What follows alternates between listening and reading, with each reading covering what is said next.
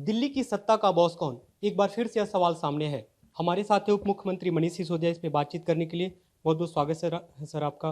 किस तरह से देखते हैं ये नया विवाद फिर से सामने आ गया है, जो एक तरह से आप लोगों के शुरुआती शासनकाल के 2 सालों में दिखा था? हल क्या होगा और समस्या कितनी बड़ी है? समस्या देखो भारतीय जनता पार्टी की ये है कि वो खुद कुछ काम करते नहीं है जहाँ सरकारों में चुने जाते हैं। इधर चुन के अरविंद केजरीवाल जी ने काम करना शुरू कर दिया जब चुने जाने के बाद में। तो अब उनको ये डर लग रहा है, जिस तरह से अरविंद केजरीवाल जी के काम को देख के गुजरात में ज़बरदस्त रिस्पॉन्स है, हिमाचल में रिस्पॉन्स मिला है, गांव-गांव में हिमाचल के वोट पड़ रहे हैं आम आदमी पार्टी को, गोवा में वोट पड़ रहे हैं, बेंगलोर में वोट पड़ रहे हैं।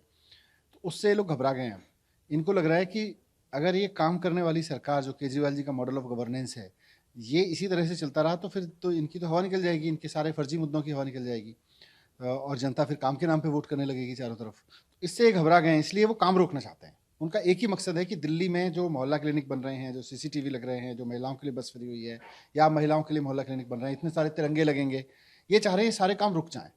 ये चाह रहे हैं कि जो नया बोर्ड बन रहा है, नए स्कूल बन रहे हैं, नई यूनिवर्सिटी बनाने की हमने घोषणा की, ये सारे काम रुक जाएं। तो इसलिए इन्होंने ये नया कानून लेकर आए हैं कि भाई दिल्ली में चुनी हुई सरकार जो है वो सरकार नहीं होगी, वो तो केवल एलजी के पास फाइल भेजने वाले लोग होंगे, एलजी डिसाइड करेंगे। जी। आप लोग ने जो विरोध प्रदर्शन भी किया था, या हमने देखा भी था, एलजी हाउस में सीसीटीवी की फाइल को लेकर बैठे थे। लगता है फिर से वही स्थिति सामने आ सकती है? 2018 से पहले इन लोगों ने इसी तरह की हरकतें की थी कि सारी फाइलें हमारे पास आएंगी, हम सरकार हैं। तो हमें मोहल्ला क्लिनिक की फाइल भी भेजनी पड़ती थी, फिर हम जाके लड़के धरना दे के क्लियर करवा के लाते थे। फिर उन्होंने मोहल्ला मोहल्ला क्लिनिक से लेके सीसीटीवी से लेके सब तमाम चीज़ें थी। हमने डोर स्टेप डिलीवरी किया था, आपको याद होगा कि सरकारी दफ्तर में अगर आपको कोई लाइसेंस बनवाना है, कोई सर्टिफिकेट बनवाना है, तो आपको सरकारी दफ्तर में जाने की जरूरत नहीं है। सरकार में आप फ़ोन कर दो, सरकार का आदमी आपके घर आएगा, सारा डॉक्यूमेंट आपसे लेके घर से चला जाएगा। तो 2018 से पहले जब हर फाइल एलजी के पास जाती थी, तो उस वक्त इन्होंने उस पर लिखा था फाइल पे कि नहीं नहीं ये अच्छा आइडिया नहीं है, इससे तो सड़कों पे भीड़ बढ़ जाएगी। अरे हर आदमी सरकारी दफ्तरों के चक्कर काटता रहे, रोज धक्के खाए, वो अच्छा है, या एक आदमी सरकारी दफ्तर से उठ के किसी आदमी के घर आ जाए, सर्टिफिकेट बना के दे आए, ये अच्छा है? तो इस पर इन्होंने इस तरह से लिखा। लेकिन 2018 के बाद फैसला आ गया सुप्रीम कोर्ट का। सुप्रीम कोर्ट की कॉन्स्टिट्यूशनल बेंच ने, संवैधानिक पीठ ने ये कह दिया कि चुनी हुई सरकार के पास में पावर है। तो उसके बाद जो हमारे मंत्री जी हैं कैलाश गहलोत जी, उनके विभाग में ये काम था, उन्होंने अपने फाइल आप साइन करके फाइल ये ऑर्डर कर दिया। तो बेसिकली मोहल्ला क्लिनिक आज बनानी है, सत्येंद्र जैन डिसीजन लेते हैं, लेकिन इस कानून के आने के बाद मोहल्ला क्लिनिक तब बनेगी जब एलजी साहब से मंजूरी हो जाएगी। ये प्रस्तावित संशोधन इस समय सामने आया है जब आपने कुछ दिन पहले ही बजट पेश किया है सदन में, और उस बजट में एक तरह से अगले 25 साल का खाका है कि दिल्ली कैसी। तो आपको लगता है कि दिल्ली के सपनों पे, आप लोग जिस सपने को लेकर आगे बढ़ रहे हो, उस पर एक तरह से ब्रेक साबित हो गए?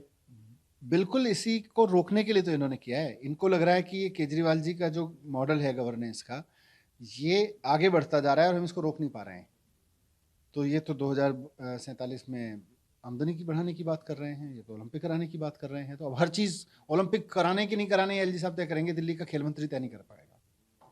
मतलब पहले दिल्ली तो तय करे, ओलंपिक होंगे कि नहीं होंगे वो तो बहुत बात की बात है, बहुत तैयारियां करनी पड़ेंगी। वो ओलंपिक की तैयारी करनी है कि नहीं करनी है, ओलंपिक जैसे वर्ल्ड क्लास स्टेडियम बनने की नहीं बनने, ये एलजी साहब तय करेंगे, दिल्ली का खेल मंत्री तय नहीं करेगा। आप लोग इसे लेकर विरोध प्रदर्शन भी शुरू कर रहे हैं, सदन में भी आवाज उठ रही है, संसद में, सड़क पे भी प्रदर्शन होने वाले हैं, विपक्ष भी साथ दे रहा है, पी चिदम्बरम ने समर्थन किया है। आगे रास्ता क्या देखते हैं, क्योंकि समाधान तो संवैधानिक और कानूनी ही हो सकता है? नहीं, समाधान तो संवैधानिक और कानूनी है, लेकिन इनका ये कदम बहुत खराब राजनीति का है, गैर लोकतांत्रिक राजनीति का है। तो इनका राजनीति भी जवाब देगी, जनता भी देख रही है इसको। जनता भी जवाब देगी कि जब लोकतंत्र में यकीन ही नहीं है तो क्यों लोकतंत्र का ढोंग रचते हो, क्यों चुनाव करवाते हो जब चुनावों में यकीन ही नहीं है आपका। बिल्कुल। तो देखने वाली बात होगी कि इस समस्या का समाधान किस रूप में सामने आ पाता है। निरंजन मिश्रा, ईटीवी भारत, दिल्ली।